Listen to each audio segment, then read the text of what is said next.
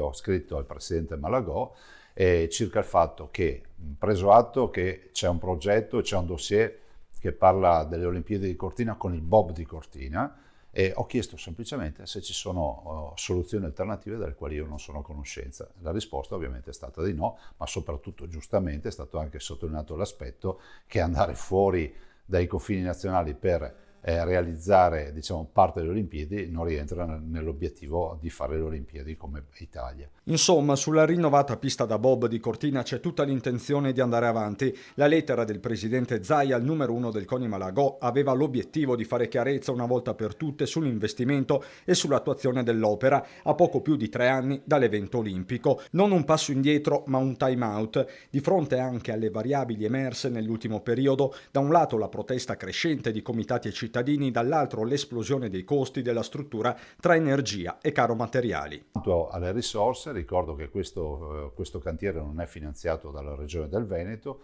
aveva una previsione di 55 milioni che sono lievitati a oltre 80 milioni, forse 85 milioni, dati dal fatto che c'è stato un incremento delle materie prime, come accade per tutti i cantieri.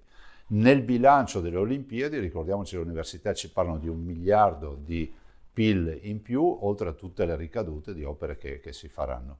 Quindi diciamo che l'operazione va vista nella sua globalità. Numeri quindi che giustificano ancora l'opera e il suo avvio. Ovviamente con il Bob il dottor Sant'Andrea sta andando avanti, quindi ci sarà il progetto di ovviamente demolizione della vecchia pista, dopodiché la realizzazione di quella nuova. Posizione condivisa anche dalla provincia di Belluno. Tema che divide, una scelta molto difficile, ma che ormai è già stata presa ed è stata condivisa anche dalla provincia di Belluno, perché questo è un intervento di riqualificazione di una struttura esistente, da un lato, dall'altro perché a Cortina è nato il Bob, quindi ha una tradizione sicuramente importante, perché comunque rientra in un progetto di legacy e di sostenibilità ambientale che quanto richiede il CIO.